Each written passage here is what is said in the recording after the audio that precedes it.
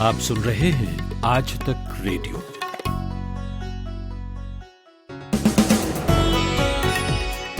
नमस्कार, मैं हूं पूनम कौशल और लेकर हाजिर हूं 9 जून का न्यूज पॉडकास्ट दिन भर। दिल्ली सरकार ने कहा जुलाई के अंत तक होंगे संक्रमण के 5 लाख मामले। 15 जुलाई तक करीब 2.25 लाख केसेस हो जाएंगे और 33,000 बेड्स की आवश्यकता होगी। 31 जुलाई तक करीब 5.5 लाख केस पहुंच जाएंगे दिल्ली में। सुप्रीम कोर्ट ने यूपी में शिक्षक भर्ती में 37,000 पद होल्ड करने का आदेश दिया। हाईकोर्ट ने सुनवाई करते हुए पूरी भर्ती पर रोक लगा दी और जिसके जवाब में यूपी सरकार ने परीक्षा नियामक प्राधिकरण विशेष याचिका दायर की। चीन सीमा पर कम हुआ तनाव, पीछे हटी सेनाएं। खाने के दांत कुछ और दिखाने के कुछ और, उसको लेकर भारत पूरी तरह से सजग है। और कार्यक्रम में आगे आपको सुनवाएंगे क्यों सुलग रहा है हांगकांग, लेकिन सबसे पहले मुख्य समाचार। नमस्कार, मुख्य समाचारों के साथ मैं माधुरी। विश्व स्वास्थ्य संगठन WHO ने एक बार फिर से चेतावनी जारी कर कहा कि कोरोना वायरस से अभी राहत मिलने की उम्मीद नहीं है। केंद्र सरकार ने चीनी मिलों को किसानों का 22,000 करोड़ का बकाया चुकाने का निर्देश दिए हैं। सुप्रीम कोर्ट ने आदेश दिया है कि सभी राज्य प्रवासी श्रमिकों का रजिस्ट्रेशन करें और घर लौटने के इच्छुक मजदूरों को आज से 15 दिन के अंदर घर भेजा जाए। असम के तिनसुकिया जिले के बघजान में ऑयल इंडिया लिमिटेड के गैस के कुएं में आग लगने की खबर है। NDRF द्वारा आग बुझाने का काम जारी है। दिल्ली के उप मुख्यमंत्री मनीष सिसोदिया ने कहा है कि दिल्ली में जुलाई के अंत तक अस्पतालों में 80,000 बिस्तरों की जरूरत पड़ेगी। कोरोना वायरस संक्रमण के मामले 5.5 लाख होने की आशंका। भारतीय जनता पार्टी नेता ज्योतिरादित्य सिंधिया और उनकी मां माधवी राजेश सिंधिया कोरोना पॉजिटिव पाए गए। तमिलनाडु में कक्षा 10वीं और 11वीं की परीक्षा जो नहीं हो सकी थी, उन्हें अब रद्द कर दिया गया है। ईरान ने अमेरिकी ऑपरेशन में मारे गए अपने कमांडर कासिम सुलेमानी के बारे में अमेरिका को खुफिया जानकारी देने वाले एजेंट को फांसी की सजा सुनाई है।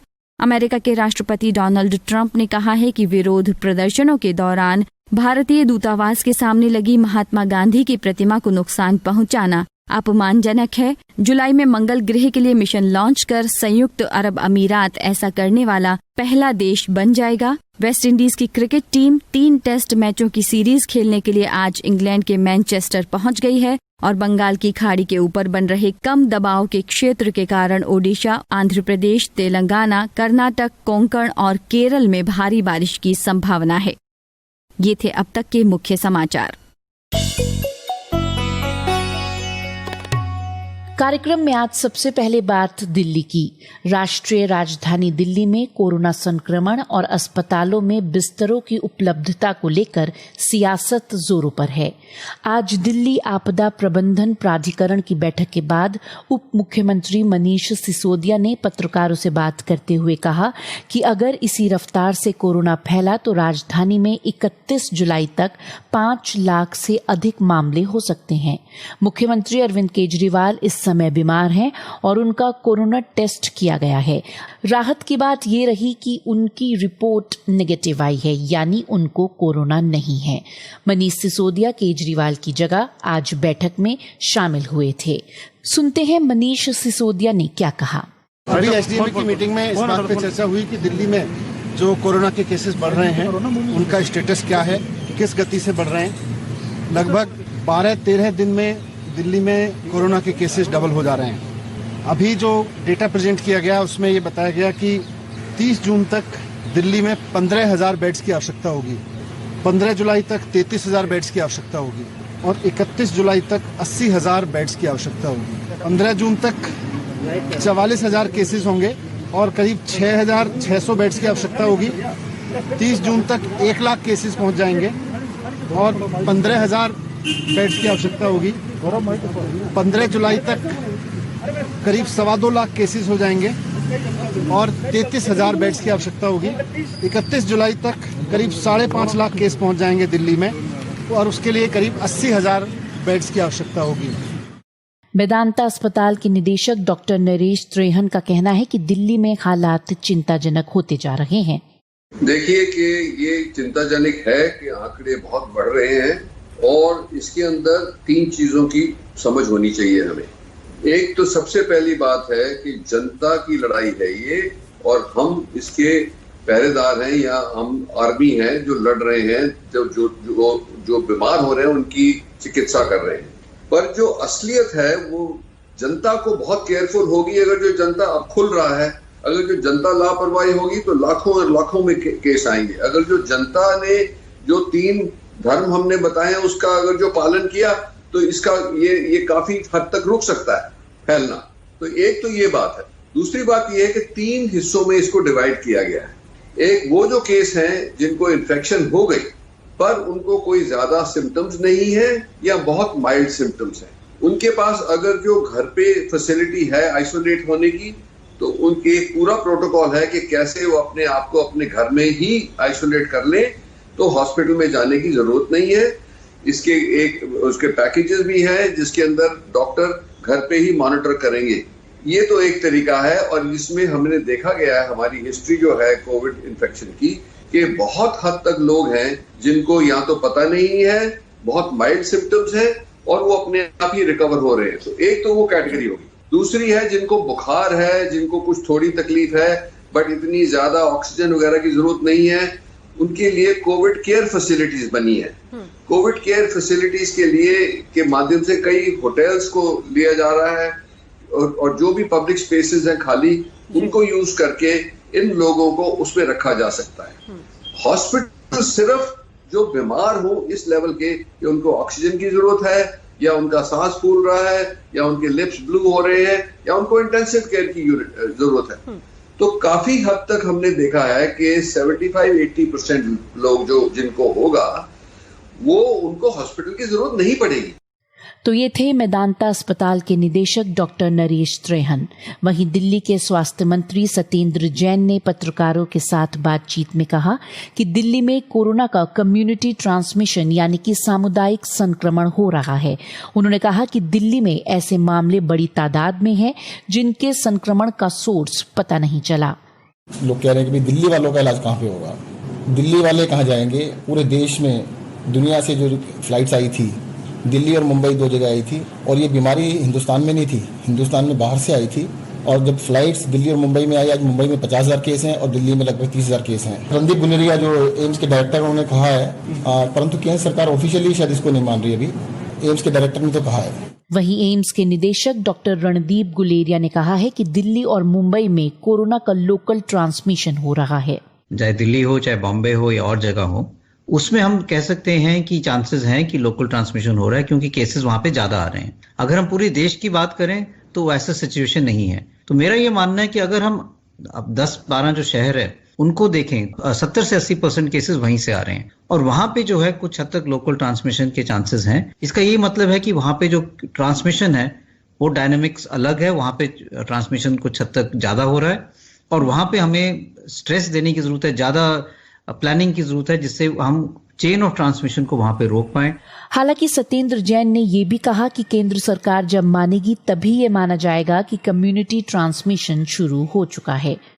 तो दिल्ली के अंदर अब हम टेक्निकलिटी में ना जाएं, और कल एम्स के डायरेक्टर ने खुद कहा था कि दिल्ली के कंटेनमेंट जोन्स में कम्युनिटी स्प्रेड है, परंतु क्योंकि टेक्निकल इशू है और इसके बारे में फैसला केंद्र सरकार ही कर सकती है, वही बता सकते हैं कि कम्युनिटी स्प्रेड है या नहीं। हम तो कैसे स्प्रेड है, हम तो ये कह सकते हैं भाई स्प्रेड है, दिल्ली में बढ़ रहा है, बहुत तेजी से बढ़ रहा है। अब उसका वर्ड जो कम्युनिटी स्प्रेड वर्ड यूज करने की अधिकार तो केंद्र सरकार के पास, वही बता पाएगा। वहीं दिल्ली सरकार ने दिल्ली के अस्पतालों को सिर्फ दिल्ली वासियों के लिए आरक्षित कर दिया था और इलाज के लिए पहचान पत्र अनिवार्य कर दिया था, लेकिन लेफ्टिनेंट गवर्नर अनिल बैजल ने सरकार के इस फैसले को पलट दिया है। आम आदमी पार्टी ने अनिल बैजल के फैसले को राजनीति से प्रेरित बताया है, लेकिन दिल्ली में एलजी और मुख्यमंत्री के बीच तकरार कोई नई बात नहीं है। दिल्ली में कब कब लेफ्टिनेंट गवर्नर और मुख्यमंत्री आमने सामने आए हैं, बता रही हैं हमारी सहयोगी नुपुर कुलश्रेष्ठ। दिल्ली में कोरोना संकट के बीच एक बार फिर केजरीवाल सरकार और उपराज्यपाल अनिल बैजल के बीच ठन गई है। ताजा मामला सरकार के 2 आदेशों से जुड़ा है। मामला ये है कि केजरीवाल सरकार ने रविवार को ये फैसला किया था कि दिल्ली के निजी अस्पतालों में फिलहाल सिर्फ स्थानीय लोगों का ही इलाज होगा, जबकि कोरोना संक्रमण के टेस्टिंग को लेकर ये कहा था कि जिन लोगों में कोरोना के लक्षण दिखेंगे सिर्फ उनकी टेस्टिंग ही की जाएगी। दिल्ली सरकार के जो अस्पताल हैं वो अस्पताल केवल दिल्ली के लोगों के लिए रिजर्व होने चाहिए।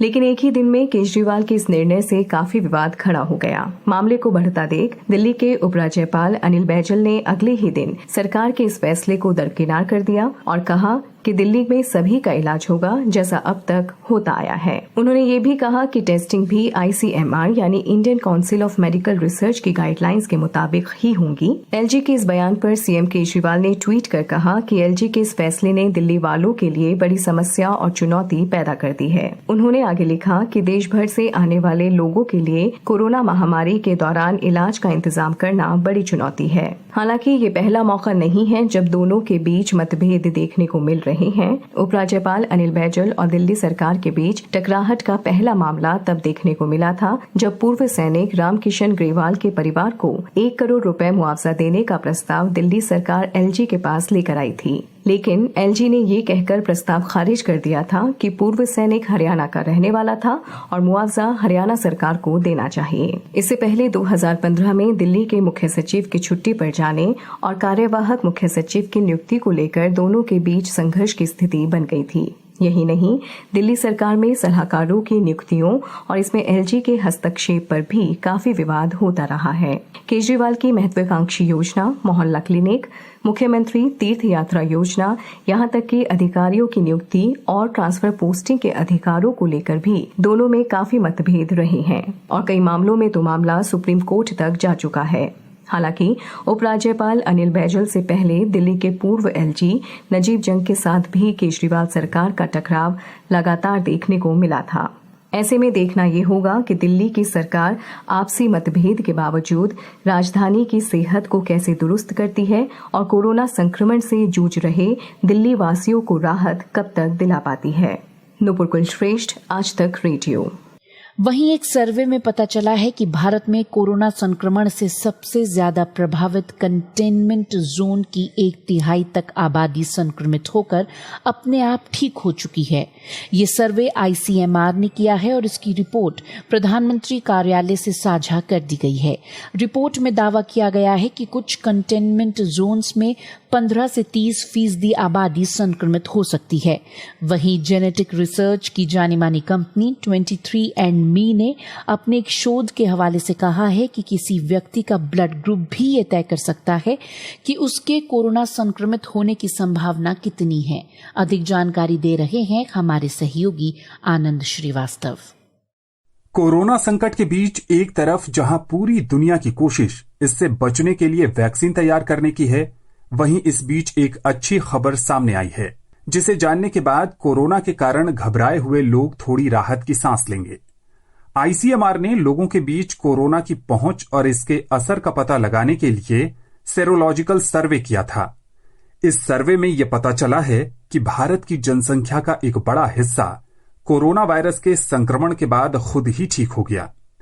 सर्वे के शुरुआती नतीजों से पता चला है कि देश के हॉटस्पॉट वाले शहरों की आबादी में से 1/3 लोग कोरोना से संक्रमित हुए थे, लेकिन ये मरीज अपने शरीर के एंटीबॉडीज के कारण कोरोना से अपने आप रिकवर हो गए। ICMR के सर्वे में देश के 70 जिलों से करीब 24,000 लोगों के सैंपल लिए गए थे। ICMR ने पाया कि हॉटस्पॉट वाले इलाकों में 15 से 30% आबादी को इन्फेक्शन हो चुका है। बताते चलें कि सेरोलॉजिकल सर्वे के जरिए शरीर के एंटीबॉडीज की सही जानकारी सामने आती है, जिससे ये पता चलता है कि कोई इंसान के शरीर में पहले वायरस मौजूद था या नहीं, यानी कि उसे कभी संक्रमण हुआ है कि नहीं। इसके लिए लोगों के शरीर से ब्लड सैंपल लिया जाता है। सेरोलॉजिकल सर्वे के लिए पुणे के नेशनल इंस्टीट्यूट ऑफ वायरोलॉजी की बनाई कोविड कवच एलिसा किट्स इस्तेमाल की गई है। ICMR अपने इस सर्वे के माध्यम से IgG एंटीबॉडी के बारे में पता लगाना चाहता है।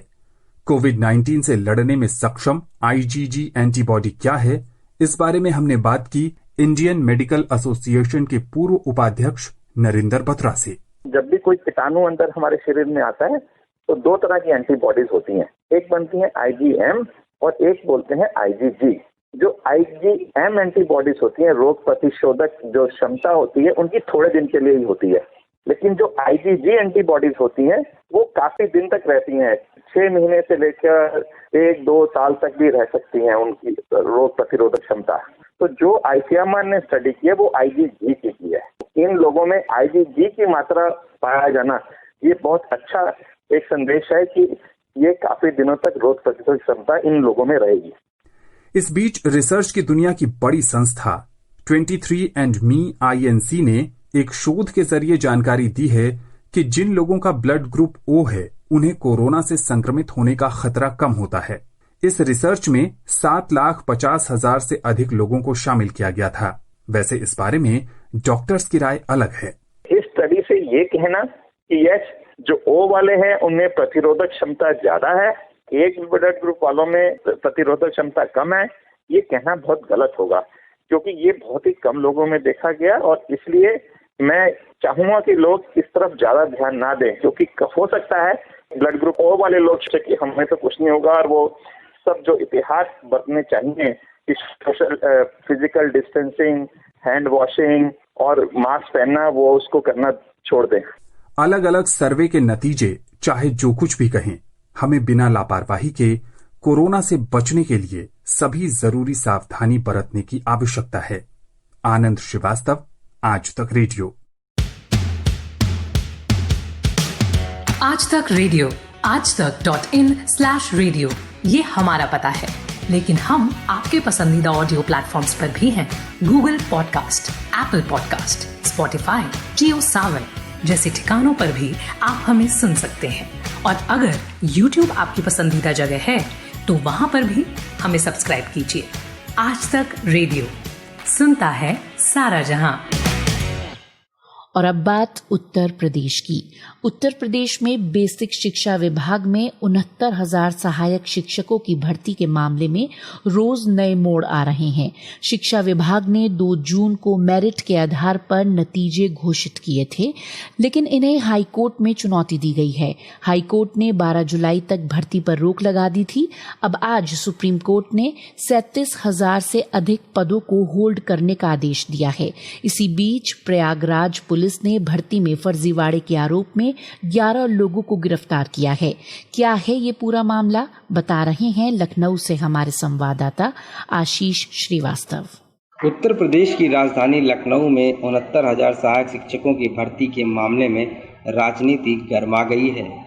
एक तरफ मायावती जहां इस पूरे मामले की CBI जांच की मांग कर रही हैं, तो वहीं कांग्रेस वीडियो कॉन्फ्रेंसिंग कर सभी कैंडिडेट से बात कर रही है।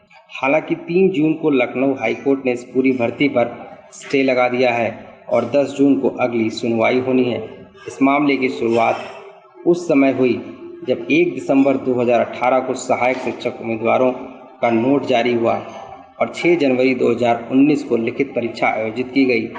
इसके बाद तकरीबन 7 जनवरी 2019 को कट ऑफ लिस्ट तय की गई और यह परीक्षा कराई गई। हालांकि ठीक उसके बाद 600 याचिकाएं दायर की गई हैं। 2 जून को सहायक शिक्षक के 69,000 पदों पर चयनित उम्मीदवारों की मेरिट लिस्ट जारी की गई, जिसके बाद इसमें सहायक शिक्षकों के घोषित रिजल्ट के कुछ प्रश्नों की सत्यता पर सवाल भी उठाए गए और यह मामला इलाहाबाद हाईकोर्ट की लखनऊ बेंच में पहुंचा।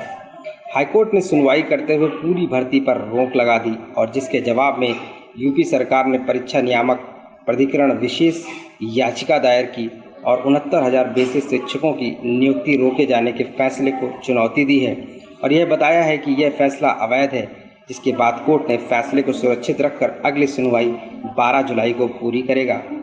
69,000 शिक्षकों की भर्ती मामले पर शिक्षकों की मुश्किलें यहाँ भी कम होती नजर नहीं आई, क्योंकि पूरे मामले पर कुछ आवेदकों ने सुप्रीम कोर्ट का दरवाजा खटखटाया, जिसमें सहायक शिक्षक मित्रों के मुताबिक 69,000 भर्तियों में से 45,357 लोगों ने फॉर्म भरा था और 8,018 शिक्षा मित्रों को 60 से 65% के कट ऑफ के साथ पास हुए थे। सुप्रीम कोर्ट में याचिकाकर्ताओं के मुताबिक उत्तर प्रदेश शिक्षा विभाग को इस भर्ती के दौरान यह नहीं मालूम था कि 40 से 45 के कट ऑफ पर कितने आवेदक पास हुए थे। इसलिए आवेदकों की माने तो 69,000 पदों में से 37,339 पद रिजर्व रखने के बाद बाकी पदों पर शिक्षकों की भर्ती की जाए या इससे पूरी तरीके से स्टे लगा दिया जाए। सुनवाई करते हुए सुप्रीम कोर्ट ने चार्ट के जरिए उत्तर प्रदेश सरकार के विभाग से पूछा था कि आरक्षित वर्ग के लिए 40% और जनरल के लिए 45% में कितने शिक्षा मित्र पास हुए। जिसके जवाब में उत्तर प्रदेश की सरकार ने विभाग नहीं दे सका। हालांकि प्रदेश सरकार का मानना है कि 97% अनारक्षित और 90% आरक्षित पर परीक्षा कराई गई है, जिससे कहीं ना कहीं सुप्रीम कोर्ट भी सहमत था। हालांकि जिसके बाद सुप्रीम कोर्ट ने सुनवाई करते हुए 37,339 पदों को होल्ड के आदेश दे दिए हैं और 14 जुलाई को अगली सुनवाई करेगा। शुक्रिया आशीष। वहीं कांग्रेस नेता प्रियंका गांधी ने इसे यूपी का व्यापम घोटाला कहते हुए आंदोलन की चेतावनी दी है। प्रियंका गांधी ने कहा है कि यदि अभ्यर्थियों के साथ न्याय नहीं हुआ तो कांग्रेस इस मुद्दे पर आंदोलन करेगी।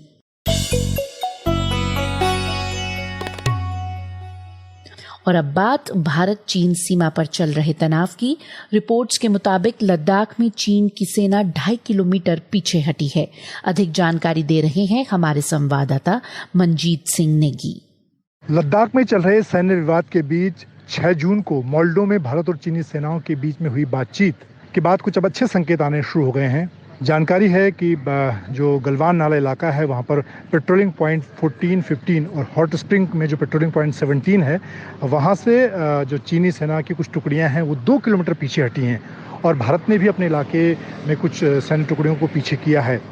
इस सब के पीछे ये संदेश निकलकर सामने आ रहा है कि जो बातचीत है वो सही दिशा में जा रही है और एक तरह से भारत का जो सैन्य दबाव और राजनयिक दबाव रहा है चीन के ऊपर लद्दाख मामले में, वो उसका असर दिखना शुरू हो गया है। और अब सेना और सरकार की तरफ से ये कहा जा रहा है कि चीन के साथ आने वाले दिनों में जो लोकल कमांडर स्तर की बातचीत है, यानी कि ब्रिगेड मेजर जनरल लेवल पर जो बातचीत है वो दोबारा शुरू होगी इस हफ्ते में और कोशिश की जाएगी कि इस इलाके में जो भारत का स्टैंड रहा है कि चीन पहले की जो स्थिति थी, यानी कि लाइन ऑफ कंट्रोल के अपने इलाके में जहाँ पर पहले मौजूद था, उस इलाकों में वापस जाए, पूरी तरह से उसका जो सैन्य जमावड़ा है उसको ख़त्म करे, ये कोशिश है। लेकिन भारत भी चाहता है कि चीन को एक सम्मानजनक तरीके से एग्जिट इस मामले में मिले और साथ ही जो पूर्व की स्थिति वो बहाल हो। और अभी लेकिन इसके साथ ही ये भी बात सामने आ रही है कि अभी जो चीन के अपने इलाके हैं वहाँ पर चीन ने बड़ी संख्या में अभी भी सैनिकों की हथियारों की तैनाती की है। उसको लेकर भारत ने भी अपनी तैनाती में कहीं कोई कमी नहीं की है। भारत भी पूरी तरह से मुस्तैद है, क्योंकि एक तरह से चीन का जो रुख रहा है, एक दोहरी रणनीति होती है, कह सकते हैं कि खाने के दांत कुछ और दिखाने के कुछ और, उस पर भारत, उसको लेकर भारत पूरी तरह से सजग है। और लेकिन भारत की तरफ कोशिश ये की जा रही है कि इस पूरे मामले में राजनयिक स्तर पर, बातचीत के स्तर पर चीन के साथ इस पूरे मामले का, इस विवाद का हल निकालने की कोशिश की जाए। और उसी दिशा में आने वाले जो दिन हैं वो काफ़ी महत्वपूर्ण होंगे। कोशिश की जाएगी कि लोकल कमांडर के स्तर पर, चाहे गलवान नाला का इलाका हो और सबसे महत्वपूर्ण जो पेंगोंग शो लेक का जो इलाका है, वहाँ पर चीनी अभी भी फिंगर 4 तक आकर बैठे हुए हैं, उस इलाके में वो कैसे अपने पुराने जगह यानी कि फिंगर 8 तक वापस जाएं, उन सब चीज़ों को लेकर अभी लोकल कमांडर के स्तर पर बातचीत होगी। शुक्रिया मनजीत। और वहीं जब से सीमा पर भारत और चीन के बीच तनाव है, भारत में चीन के सामानों के बहिष्कार की अपीलें की जा रही हैं। अब कन्फेडरेशन ऑफ इंडियन ट्रेडर्स ने चीन के सामान के खिलाफ भारतीय सामान हमारा अभियान शुरू किया है। ये पहली बार नहीं है जब भारत में चीन के सामान के बहिष्कार की अपील हो रही है। पहले भी समय समय पर ऐसे अभियान चलते रहे हैं, लेकिन भारतीय बाजार में न चीन के सामान कम हुए और न ही खरीदार। ये नया अभियान आखिरकार है क्या? यही जानने के लिए मैंने बात की कन्फेडरेशन ऑफ इंडियन ट्रेडर्स के अध्यक्ष प्रवीण खंडेलवाल से। देखिए, हमने लगभग 3000 ऐसे प्रोडक्ट की लिस्ट बनाई है जिनका ताल्लुक या तो खिलौनों से है, या स्टेशनरी से है, कागज से है, कंज्यूमर ड्यूरेबल से है, FMCG से है, बिल्डर हार्डवेयर से है, और इसी तरीके के अन्य ऐसे प्रोडक्ट हैं जो बड़ी मात्रा में चीन से इंपोर्ट होते हैं। और यदि इनका इंपोर्ट बंद कर दिया जाए, इंपोर्ट न किया जाए, तो हमारे जनजीवन पर इसका कोई फर्क नहीं पड़ेगा, क्योंकि ये सारे उत्पाद भारत में भी अच्छी क्वालिटी के बनते हैं। तो प्रथम चरण में हमने ये 3000 के लगभग ऐसे प्रोडक्ट चूज किए हैं जिन पर हम बहिष्कार करने का अभियान चलाने वाले हैं। चीन से हम 4 तरीके की चीजें इंपोर्ट करते हैं। पहला, जो फिनिश्ड प्रोडक्ट यानी कि तैयार माल। दूसरा, रॉ मटेरियल जो हमारी इंडस्ट्री में लगता है। तीसरा, स्पेयर पार्ट्स जो यहाँ अलग अलग उत्पादों को बनाने में काम में आते हैं। और चौथा, टेक्नोलॉजी के उत्पाद। तो इसलिए प्रथम चरण में हमने फिनिश्ड प्रोडक्ट की में 3000 ऐसे प्रोडक्ट को ढूंढा है कि यदि उनका इंपोर्ट रोक दिया जाए तो लगभग 50-60 हजार करोड़ रुपए का इंपोर्ट रुक जाएगा। जी प्रवीण जी, अगर ये मुद्दा इतना ही अहम है तो भारत सरकार इस पर आधिकारिक स्टैंड क्यों नहीं लेती? देखिए, सरकार इस पर क्या स्टैंड लेगी नहीं लेगी ये सरकार का विषय है, लेकिन भारत का एक नागरिक होने के नाते और भारत के 7 करोड़ व्यापारियों का प्रतिनिधि होने के नाते हमने इस बात को तय किया है, हमने इस बात का संकल्प किया है और हम 10 जून से पूरे देश में अपने इस अभियान को शुरू कर रहे हैं। बहुत लोग कहते हैं कि ये हो नहीं सकता, लेकिन देश के 7 करोड़ व्यापारी और नागरिक मिलकर के इसको करके दिखाएंगे। प्रवीण जी, जैसा कि आपने कहा कि लोग कहते हैं हो नहीं सकता, और चीन के सरकारी अखबार ग्लोबल टाइम्स ने भी एक लेख में कहा है कि चीन के सामान भारतीयों की जिंदगी का हिस्सा बन चुके हैं और उनका बहिष्कार करना बहुत ज्यादा मुश्किल है। देखिए, ये मुश्किल तब तक है जब तक हम किसी चीज का संकल्प नहीं लेते हैं। हिंदुस्तान ने अपनी जमीन से मुगलों को खदेड़ा, लोग कहते थे मुश्किल है। हिंदुस्तान ने ईस्ट इंडिया कंपनी को भगाया, लोग कहते थे मुश्किल है। हिंदुस्तान ने अंग्रेजों को भगाया, लोग कहते थे मुश्किल है। तो हमारा इतिहास है, कोई काम मुश्किल नहीं है यदि हम मन और वचन से अपने संकल्प को पूरा करने में जुट जाएं। जी प्रवीण जी, आपने संकल्प की बात करी, संकल्प ठीक है, लेकिन क्या विकल्प हम दे पाएंगे? चीन के सामानों का क्या हमारे पास विकल्प है जो हम ग्राहकों के सामने रख पाएंगे? अगर हम उदाहरण के तौर पर लें तो 70% से अधिक स्मार्टफोन जो है वो चीन में बनते हैं और सस्ते होते हैं, लोग खरीदते हैं और साथ में चलते भी हैं।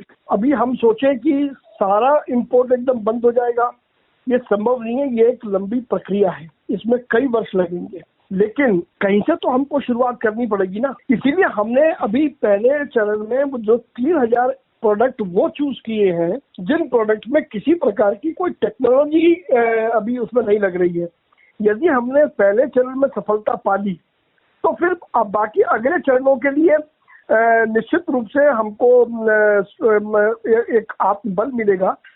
दूसरी तरफ प्रधानमंत्री श्री मोदी ने जो लोकल पर वोकल का नारा दिया है, उस नारे को पूरा करने के लिए हमारे जो लोकल उद्योग हैं, हमारे जो छोटे उद्योग हैं या और हैं जो ये सारा सामान बना रहे हैं, अब हमें उन्हें प्राथमिकता देनी होगी। सरकार को उनको सक्षम करना होगा, सरकार को उनको अगर कोई फाइनेंशियल सहायता चाहिए वो देनी होगी।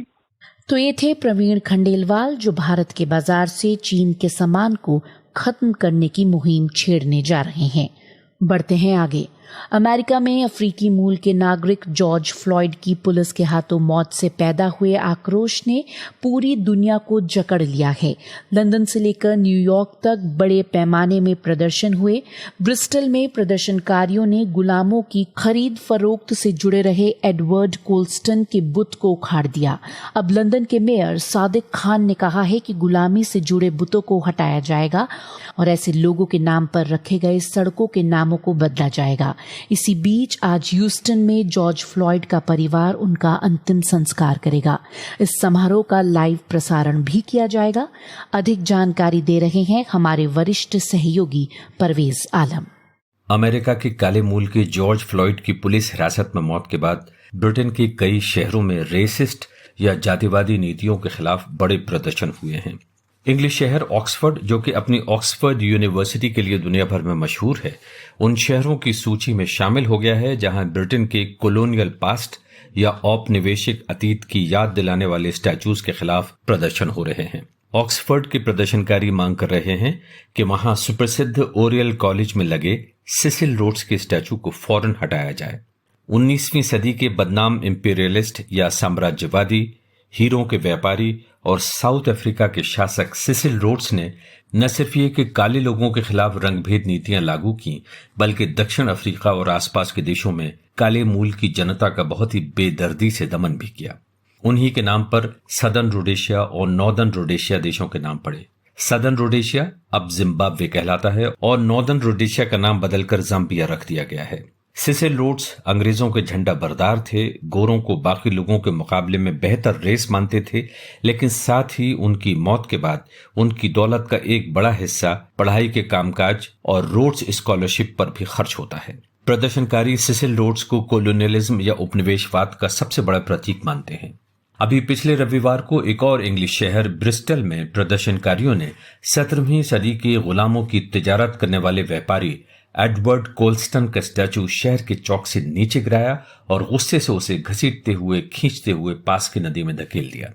इंग्लैंड में विवादास्पद शख्सियतों के स्टैचू गिराने का मामला अब लंदन तक आ पहुंचा है, इसलिए कि लंदन में एक नहीं कई ऐसे तारीखी स्टैचू हैं जो अतीत में बड़े नाम थे, लेकिन अब अपने अतीत के ही कारनामों की वजह से नफरत के पात्र बन चुके हैं। लंदन के मेयर सादिक खान ने अशांति और प्रदर्शनों के खतरे को भांपते हुए एक ऐतिहासिक कदम उठाया है, हिस्ट्री को रिविजिट करने का। उन्होंने कहा है कि लंदन के विवादास्पद स्टैचूज की पूरी लिस्ट बनाई जाएगी और जिन लोगों के वो स्टैचूज हैं उनकी कथित तारीखी ज्यादतियों की जांच की जाएगी। सादिक खान ने ब्लैक लाइव्स मैटर के प्रदर्शनकारियों से अपील की है कि लंदन से बदनाम लोगों के स्टैचू हटाने का काम वो विशेषज्ञों के एक कमीशन पर छोड़ दें, जिसका गठन उन्होंने अब कर दिया है। यही नहीं, लंदन के मेयर ने कहा कि ये कमीशन लंदन के उन तमाम मशहूर लैंडमार्क्स, गलियों, सड़कों, इमारतों और सभी यादगारी स्थलों पर लगे नामों की जांच करेगा और देखेगा कि क्या वो सभी नाम आज के लंदन की विविधता की कसौटी पर खरे उतरते हैं। और अगर पाया गया कि उन तारीखी हस्तियों के पीछे कुछ इंसानियत दुश्मन नाम भी हैं, तो सरकार खुद ही उनके स्टैचू लंदन के मशहूर मकामात से हटा देगी। शुक्रिया परवेज आलम। आज तक रेडियो की नई पेशकश, आज का दिन, हर सुबह 7 बजे से देश विदेश की खबरें, रिपोर्टें, इंटरव्यूज, बाजार का हाल, खेल की दुनिया और सबसे दिलचस्प बात यह कि भारत और दुनिया के बड़े अखबारों की समीक्षा। आज का दिन, आज तक रेडियो का नया खबरनामा सुबह 7 बजे से घंटे भर। पता वही aajtak.in/रेडियो। आज तक रेडियो सुनता है सारा जहां। और अब बात हांगकांग की। एक साल पहले हांगकांग में हजारों प्रदर्शनकारी एक मार्च के लिए जुटे। ये चीन के अर्ध स्वायत्त क्षेत्र हांगकांग में एक गहराते राजनीतिक संकट की शुरुआत थी। ये हांगकांग के लोगों का कई दशकों में चीन के प्रति गुस्से का सबसे बड़ा विस्फोट था। अगले कुछ महीनों में प्रदर्शनकारियों ने शहर की सड़कों को घेर लिया, स्थानीय सदन में घुसे और तोड़फोड़ की, एयरपोर्ट पर धरना दिया और यूनिवर्सिटी परिसर को युद्ध क्षेत्र में बदल दिया। लेकिन कुछ महीने पहले आई कोरोना महामारी ने प्रदर्शनों को शांत कर दिया। अब एक बार फिर सड़कों पर प्रदर्शनकारी जुट रहे हैं। हांगकांग में क्यों हो रहे हैं प्रदर्शन, समझा रही हैं हमारी सहयोगी गरिमा। हांगकांग में विरोध अपने चरम पर था। सड़कों पर हो हल्ला मचा हुआ था। सारी उड़ानें रद्द थीं। यहां तक कि हवाई अड्डे पर भी कब्जा कर लिया गया था। ये साल था 2019 और तारीख थी 9 जून, यानी आज से ठीक एक साल पहले हांगकांग प्रशासन के एक विधेयक के खिलाफ लाखों लोग सड़कों पर उतर आए थे। इस विधेयक के मुताबिक अगर हांगकांग का व्यक्ति चीन में कोई अपराध करता है या कोई प्रदर्शन करता है तो उसके खिलाफ मुकदमा हांगकांग में नहीं बल्कि चीन में चलाया जाएगा। अपराध करके हांगकांग आने पर उसे जांच प्रक्रिया में शामिल होने के लिए चीन भेज दिया जाएगा। बस फिर क्या था, हांगकांग के युवाओं ने इस विधेयक के खिलाफ बिगुल फूंक दिया और सड़कों पर उतरकर चीन के खिलाफ विरोध प्रदर्शन करने लगे। दरअसल हांगकांग की युवा आबादी को लगा कि चीन की कम्युनिस्ट पार्टी इस विधेयक के जरिए हांगकांग पर अपना दबदबा कायम करना चाहती है। हांगकांग की सरकार फरवरी 2019 में मौजूदा कानून में संशोधन का प्रस्ताव लाई थी। दरअसल एक व्यक्ति ने ताइवान में अपनी प्रेमिका की हत्या कर दी और हांगकांग वापस आ गया। इस घटना के बाद कानून में संशोधन का प्रस्ताव लाया गया। हालांकि लगातार हो रहे विरोध प्रदर्शन को देखते हुए इस बिल को वापस ले लिया गया। अगर ये कानून लागू हो जाता तो चीन को उन क्षेत्रों में संदिग्धों को प्रत्यर्पित करने की अनुमति मिल जाती जिनके साथ हांगकांग के समझौते नहीं हुए थे। लोगों का मानना था कि अगर ये कानून कभी भी पास होता है तो हांगकांग के लोगों पर चीन का कानून लागू हो जाएगा और चीन मनमाने ढंग से लोगों को हिरासत में लेकर उन्हें यातनाएं देगा। हांगकांग में उस वक्त मौजूदा प्रत्यर्पण कानून में कई देशों के साथ इसके समझौते नहीं थे। चीन को भी इस ट्रीटी से बाहर रखा गया था, लेकिन प्रस्तावित संशोधन इसके विस्तार करते हुए ताइवान, मकाऊ और मेनलैंड चाइना के साथ भी संदिग्धों को प्रत्यर्पित करने की अनुमति दे देता, जिसके खिलाफ लाखों लोगों ने सड़कों पर उतरकर प्रदर्शन किया। शुक्रिया गरिमा। तो हांगकांग में प्रदर्शन जारी है, लेकिन इनकी कामयाबी सवालों में है।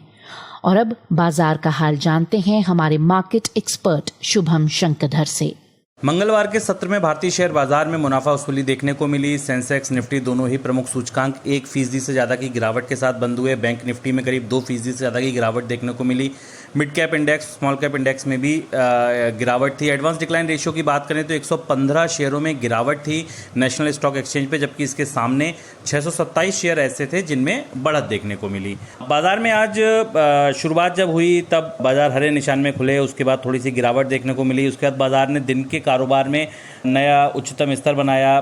सेंसेक्स 34,765 के स्तर तक चला गया, लेकिन उसके बाद बाजार में एकाएक 12 बजे के बाद बिकवाली हावी हुई और सेंसेक्स फाइनली 413 अंकों की गिरावट के साथ 33,956 के स्तर पर बंद हुआ। बैंकिंग शेयरों में आज 2% से ज़्यादा की गिरावट देखने को मिली। हमने अपने कल के पॉडकास्ट में ये बोला था कि इन लेवल्स पर मार्केट का टिकना बहुत ज़रूरी है अगर किसी नई चाल को बाजार को पकड़ना है, लेकिन अगर यहाँ नहीं टिके और बाजार में गिरावट आई तो ये गिरावट और गहरा सकती है। हालांकि निफ्टी की क्लोजिंग आज भी 10,000 के ऊपर आई है। 10,046 के स्तर पर निफ्टी आज क्लोज हुआ है, लेकिन अगर ये 10,000 के नीचे जाती है तो ये गिरावट और गहरा सकती है। सेक्टर स्पेसिफिक बात करें तो फार्मा सेक्टर को छोड़कर आज मोरलेस सारे ही सेक्टर्स में गिरावट थी।